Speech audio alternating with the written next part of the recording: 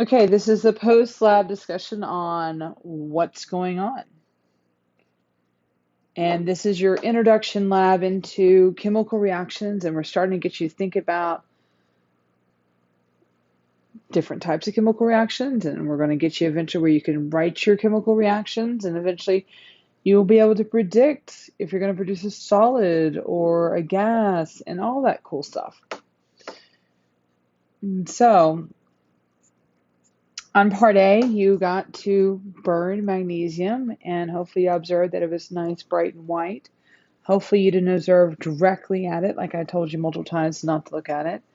Then you were supposed to catch your magnesium on a watch glass, and then usually we always go ahead and we put hydrochloric acid on there, and we find out, does it react?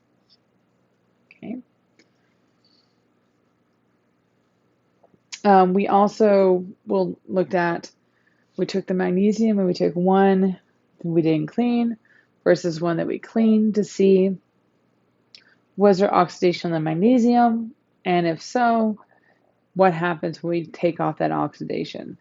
And a lot of times students tell me that after they clean the magnesium, they felt like it burnt brighter and it burnt out quicker. Now, if you were looking at the magnesium and thought to yourself, kind of looks like fireworks, you're right. 4th of July fireworks do contain magnesium when they're trying to produce a white color with the fireworks. So yes, you've seen this before. Okay. And as we mentioned before, you took your burnt magnesium,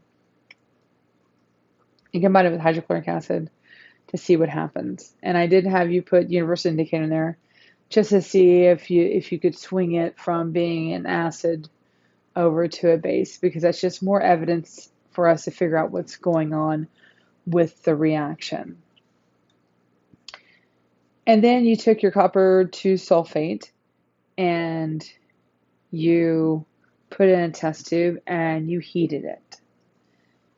And then we added some water to it. And you could heat it again. And hopefully you noticed that we were able to change the color from blue to white. And some of you might also notice at the nozzle or at the neck of the test tube, we saw water droplets because you were taking the crystalline structure of copper 2 sulfate pentahydrate and you were forcing the water off of the copper 2 sulfate. And then when you added the water back to it, you were getting back to copper 2 sulfate. Procedure D, you took copper wire and silver nitrate, and hopefully you observed that there was like these little white fuzzy things that grew on the copper wire. So clearly we had a reaction change. And also, if you gave it a long enough time, your liquid would change from a clear to a bluish color, which should tell you what was kind of happening. And this one's always a favorite of students. We take the calcium metal and you put it in some water. We go ahead and put universal indicator in there too, just to give us some more feedback about what's happening. And you let the reaction happen. And hopefully you notice it was, it's a pretty exothermic reaction, because if you recall right from your periodic table, calcium is over here, soft, white, silvery metal, can cut with a butter knife, but also very reactive with water. I also included your universal indicator color chart because I'm trying to get you used to those colors. Because in the spring we talk about acids and bases, and so we're front loading here a little bit and getting you used to acids, bases, and their pH scale. And again, we're going right back to our periodic table, and we're messing with stuff that comes off of various different places on the periodic table. Like there's your copper, there's your magnesium, there's your calcium, and you're seeing what's happening with it. Make sure you record your results.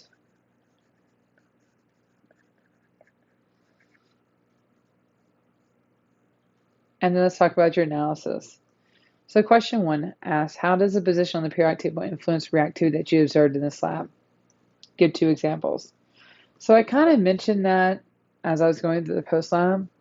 There's lots of various answers that could be on there for that. Okay. But look at your position on the periodic table and think about how it reacted in this lab. And see if you can use the position and your knowledge of the periodic table to justify what you observed. Question 2, why does calcium react as it does in water? Remember, this goes back to the position on the periodic table where it is and those properties we've learned about it. What is causing reactions that we're seeing? Now, I want you to focus on the subatomic particles. So, is a reaction occurring because of the protons and the neutrons, or is it occurring because of electrons? Remember, John Dalton gave us a theory, the atomic theory, and it was a pretty good starting point, but he didn't know about subatomic particles. So we had that discussion. Wasn't the electrons responsible? Ponder that. And then this is just some charts about our reactions. So one thing is, and we're going to be building towards electron configuration, but I pulled it because it gave you the elements like lithium, sodium, potassium, rubidium, cesium. Group 1. And we've talked about this before about the reactivity about it. And we also watched a video that showcased what we, about their property in water. And remember, as I go down the periodic table, that increases. They become more violent. I also pulled this just to get you used to seeing equations. And here is my calcium reaction. So I have the calcium with the water, and that's producing calcium hydroxide. So if you let it sit long enough, your pH indicator is going to turn a blue or a purple because it is a strong base, sorry. And that's the reason I had you put it in there so you could see that change. Okay, because remember you have pH and you have POH, and it's all based off of water splitting. And so when I see an OH, OH is a base, and H is an acid. We're going to refine that in the spring and add some more dimensions to that, but that's a starting thing for us. So we see an OH here, that's a base. And then finally, we're knocking on the door of chemical reactions, and so there are 5 types of reactions. You have synthesis or combination, decomposition, single replacement, double replacement, and combustion. Okay? And we're going to be talking about all of those. And so your decomposition is your copper sulfate. Your synthesis was the magnesium and the oxygen.